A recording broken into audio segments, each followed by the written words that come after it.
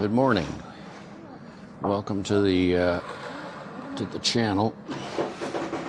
And I was just talking to Mara over here about now I have to worry about camera angles. Don't worry, Mara, I'll edit you out. Thank you. I just turned it on.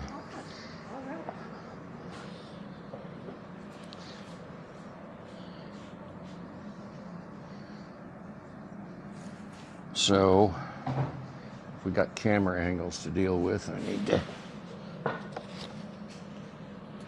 move some things around so there's a better chance you'll be able to see what I'm doing. I got the handle on Saturday. Today is Tuesday.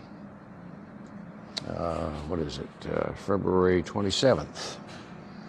So we got the handle put on, and it works just the way it's supposed to.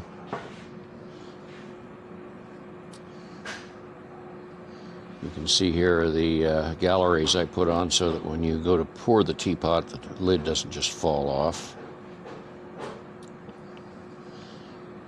And I have put some light scoring lines across the three upper faces of the teapot. And you can see here this little texture pattern that I have been doing for, oh golly, 50 years now. It's one that I particularly like. I'm gonna put my headlamp on just because I think I can see better. A little extra light. So with this, I need a head camera, but I'm not going to buy one.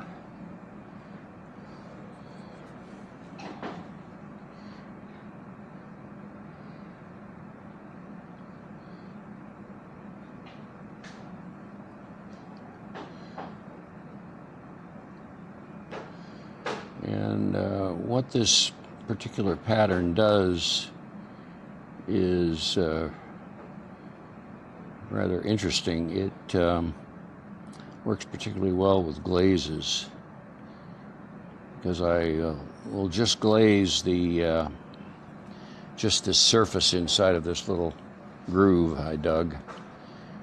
So I'll just glaze over the top of all this texturing, and what happens is the little high ridges between these grooves I'm making causes the clay to break over the edge so it's very thin, and then as the glaze fluxes and begins to melt in the kiln, it runs down and it puddles on these little ledges here. And so you have the very, very lightest of glaze on the little ridges just between the grooves, and then glaze in the groove, and then it puddles down here, so you get from very, very thick to very, very thin, and that tends to make the surface sort of sparkle a bit.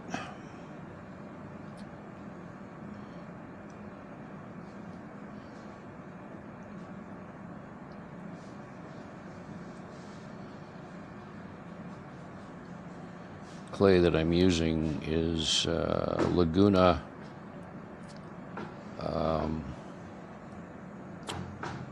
Moroccan sand, and Laguna had a Moroccan sand glaze line forever, and then here I think just a few years ago they developed this Moroccan sand clay, and it comes out to be a kind of a raw umber, yellowish brown. At least that's what I think it is. I've only ever seen one test tile that somebody actually made out of the clay that I was able to hold in my hand. So Other than that, I've only seen photos of it. It's a cone 5 clay, fires in oxidation, which is an electric kiln.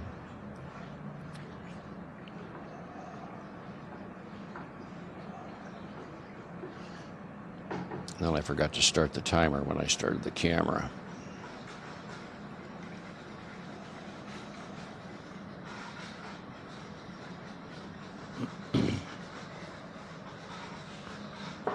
So we've been shooting for 5 minutes.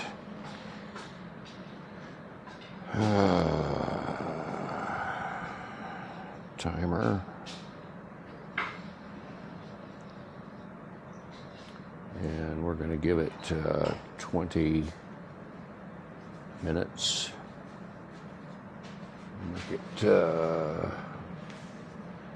Make it 21 minutes. This reminds me, the camera's about to do its automatic shutdown, so I can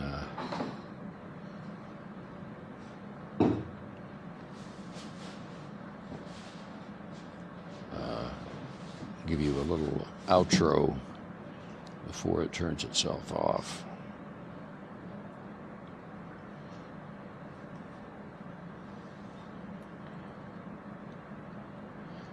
Sitting across the table over here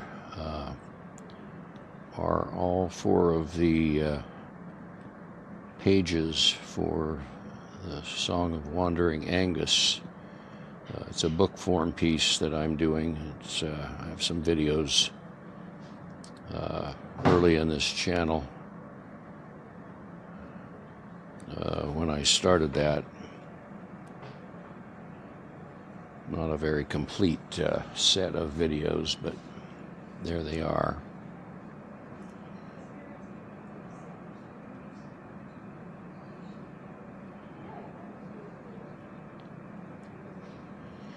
And pages were just came out of the bisque fire yesterday afternoon, and I was extremely pleased with the results of the bisque fire. That top panel had warped in the drying and was humped up about 3/8 of an inch in the middle, and was borderline throw it all away and start over again. But it lay down quite a bit, and it only has now just barely 1/8 of an inch of hump in the middle, so that's going to work very well.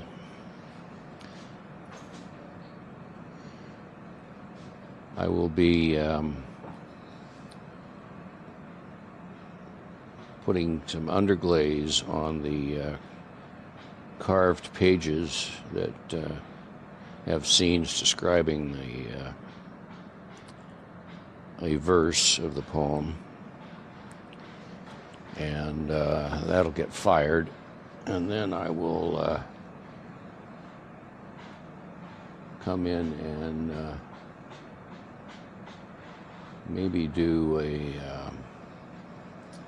satin glaze over the underglazes, or maybe not. I don't like using glaze, and I'm not much of an artist, so I have to kind of take a look at it and decide how I want to finish it off. But then after it's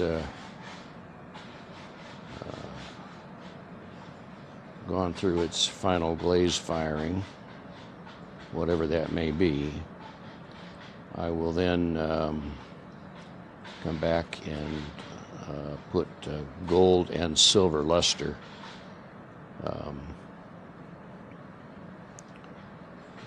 gold on the lettering, and then silver and gold on a couple of the different carved scenes. At that point, the piece will be done.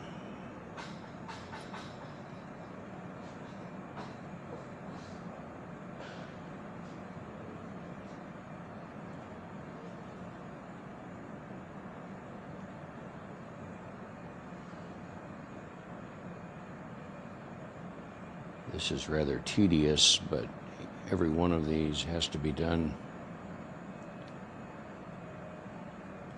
with precision or some amount of precision and care. So that there's one that got away from me.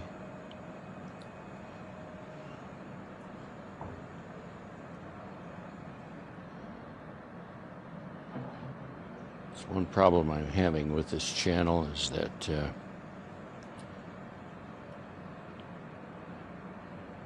some of this work is fine enough detail that I find it difficult to walk and chew gum, as it were. And I was looking online last night for an editing program that I might use to edit these videos and do a voiceover.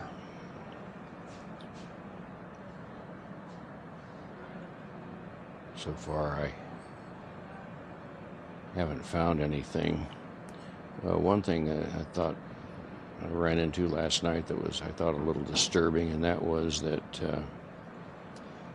the Adobe programs that I was looking at were all on the cloud. And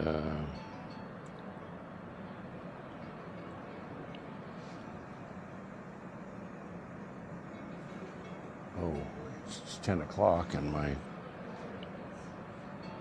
phone is chiming at me because it's Sue Beelan's birthday. I sent her a birthday greeting this morning. Let's see if I can get this to stop. Complete. There we go.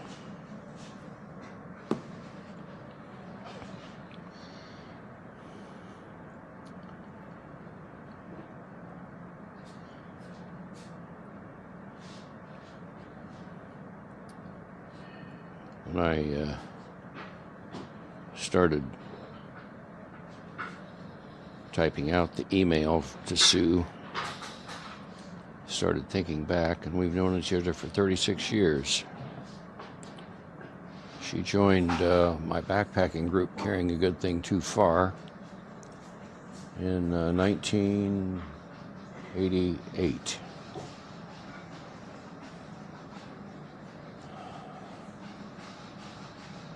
That's the one side complete, so you get an idea of what the overall look is there.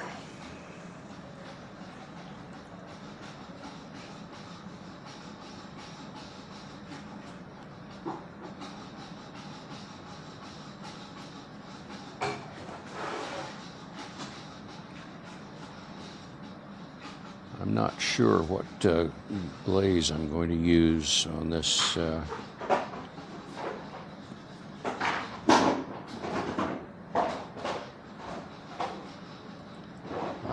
I'm partial to blues, but I might try and find a nice organic looking green.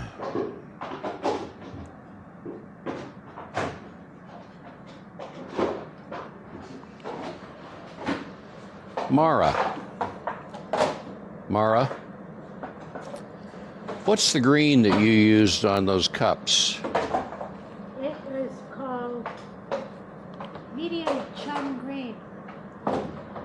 There was a sample that was just left from a gentleman that donated a bunch of things here. A small bit left in a jar. Do you remember the brand? I think he made it. Oh, heavens. Isn't it nice? So it's not something that I can go buy some of. Right. Well, I was thinking about perhaps using that on this piece. Yeah, I know exactly. As I just glazed these, I just glazed from this edge just over the texturing, and let the natural clay run for the rest. But that gives you an idea of what I was talking about. So the glaze breaks over all these little tiny sharp ridges in here, but then so you in the back of that you'll get the color of the glaze as it normally is, but then it puddles down in here. So down in these little cups, it's very deep. I love that. Yes. Yes, I wish there was more of that, and I'd love a recipe if there wasn't.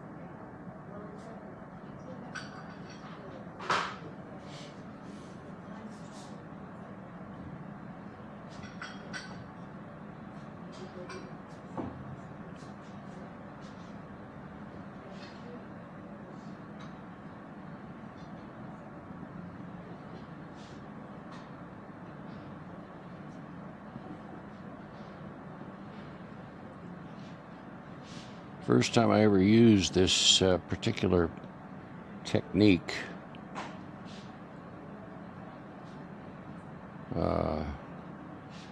was, I think, back in 1974 when I quit throwing after 4 years and began hand building. And I was working on a kind of organic piece that ended up to be garden art, and I didn't want to use any glaze on it, but I did want to get a variation in tone and texture. So I thought, since it's going to be outside and needs to have different kinds of texture that will give you different reflective values off the clay. And so I came up with this particular pattern, although I wasn't doing it in straight lines on that piece. Anyway, I was just about done texturing it, and a friend of mine, Dave Riley, walked into the studio and took one look at the piece, and he said, "Holy texture."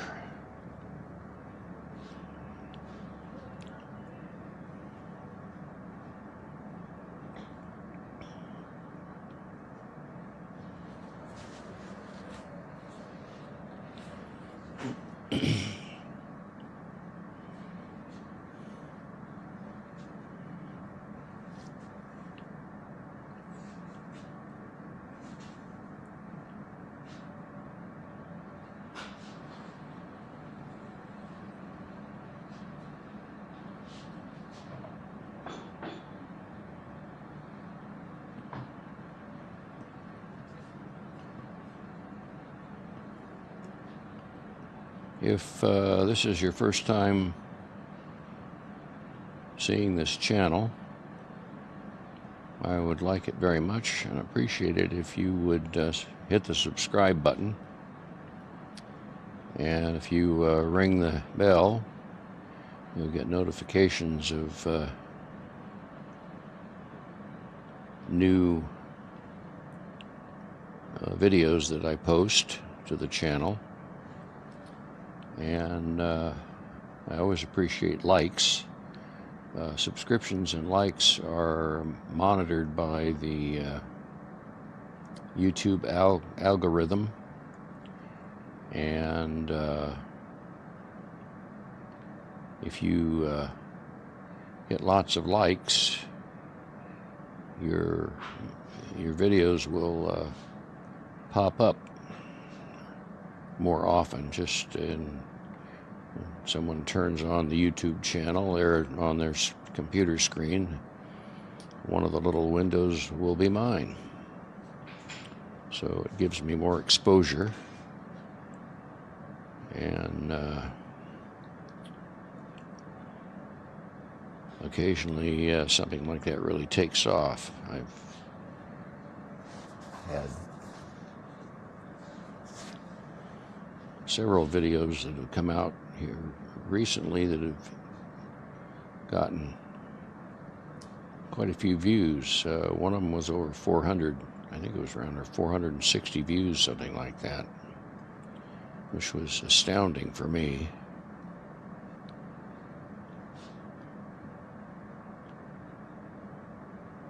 Batting way above my average.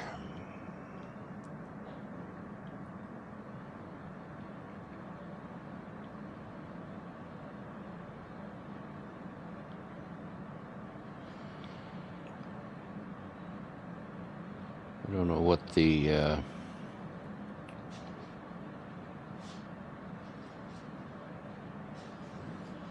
rule is about it, but I'm going to give a big plug for the studio I'm working in. This is at the Sebastopol Center for the Arts in Sebastopol, California. And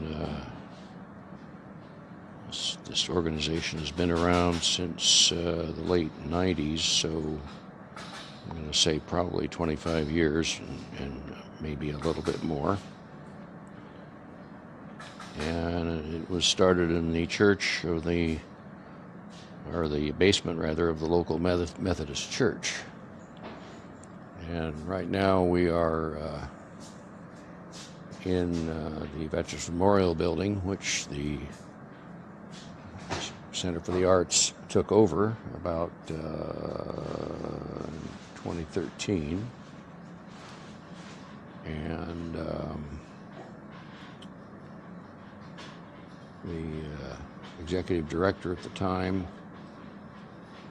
came to me and she said, Dennis, this is the space we've got for the ceramic studio, and would you design us a studio? So I did, and it's still here, and it is just booming. They have a manager who is kind of a ball of fire, and she works her butt off making this place a wonderful, wonderful place to do clay. And I had been gone since 2013, but I'm back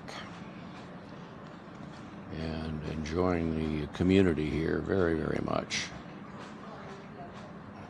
A whole lot of new people. Few of the people that I knew when I was here before. But it's a wonderful, wonderful place to do clay. And they have a huge gallery here. And it was built in the old auditorium, Veterans Memorial Building. And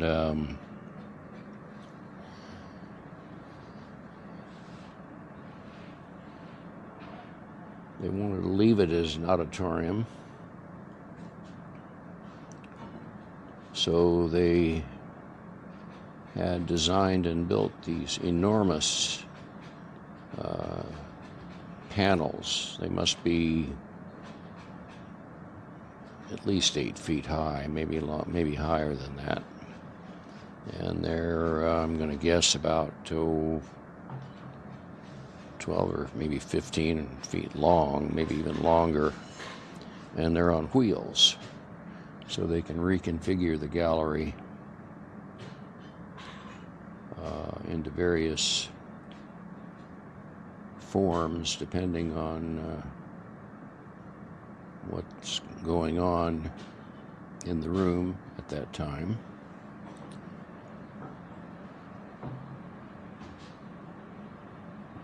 back when I was here over at the Depot Street location, which is across town from where we are now.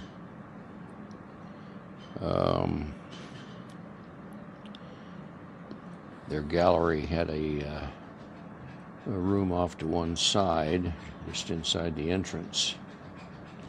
It was about 12 by 17, I guess, had very high ceilings.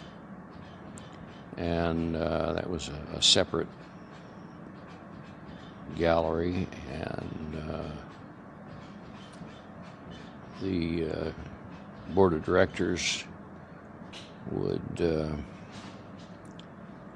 ask artists to make a proposal for a show in that small gallery, and they would take all of those proposals and they would look at their schedule for the year, all the different shows they were going to have, and then they would review the different artists' proposals, and they would pick an artist whose body of work seemed to sort of fit the theme of the show that was going to be going on, and they would contact the artist and say, we have a spot for you between these dates in January and February, or whatever that other show was going to run. And I took advantage of that. Well, there's the timer. Anyway, I had a one-man show in that gallery in 2012. It was very successful. So the timer's gone off, telling me that it's time to recycle the camera. And so that's what I'm going to do. Thanks for coming along. Again, if you would please subscribe and give us a thumbs up. Don't forget to ring the bell for notifications of new postings to the channel. And questions or comments, just scroll down. It's right below. And I'd be happy to have a conversation with you. Until then, catch y'all later. Thanks for coming along.